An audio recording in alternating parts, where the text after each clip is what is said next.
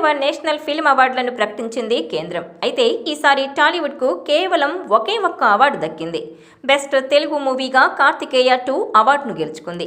ఇక best Tamil film అవార్డును పొన్నియిన్ సెల్వన్ దక్కించుకోగా, బెస్ట్ కన్నడ ఫిల్మ్గా KGF 2 అవార్డు గెలుచుకుంది. అయితే ఉత్తమ జాతీయ చిత్రంగా నిలిచింది మలయాళ సినిమా ఆట్టం. ఇక కాంతారా సినిమాకు గాను ఉత్తమ నటుడి అవార్డు సొంతం చేసుకున్నారు రిషబ్ శెట్టి. ఇక బెస్ట్ హీరోయిన్ అవార్డు ఈసారి ఇద్దరు హీరోయిన్లకు దక్కింది.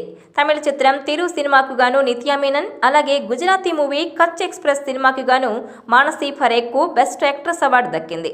వీరిద్దరూ కలిసి ఈ అవార్డు షేర్ చేసుకోబోతున్నారు. తెలుగు నుంచి కేవలం కార్తికేయ 2 మినహా మరే మూవీ అవార్డును అందుకోలేకపోయింది. కార్తికేయ 2 సినిమాకు చందు మొండేటి దర్శకత్వం వహించాడు.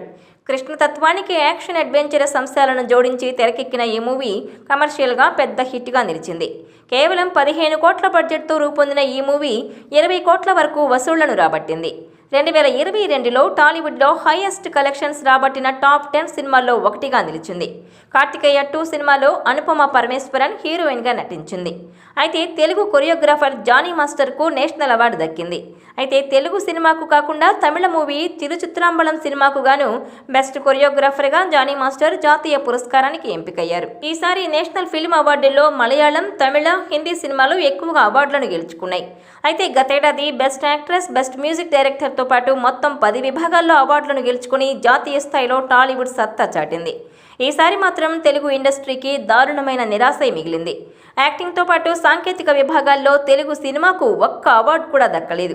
కార్తికేయ 2 ఒక్కటి మినహా టాలీవుడ్కు మరే అవార్డు రాకపోవడంతో అభిమానులు డిసప్పాయింట్ అవుతున్నారు. 2022 డిసెంబర్ 31 నాటికి సెన్సార్ పూర్తి చేసుకున్న చిత్రాలకే ఈ పురస్కారాలు అందించారు. అయితే ఈసారి ఉత్తమ నటీనటులతో పాటు ఉత్తమ సినిమా అవార్డు కూడా సౌత్ ఇండియాకే దక్కింది.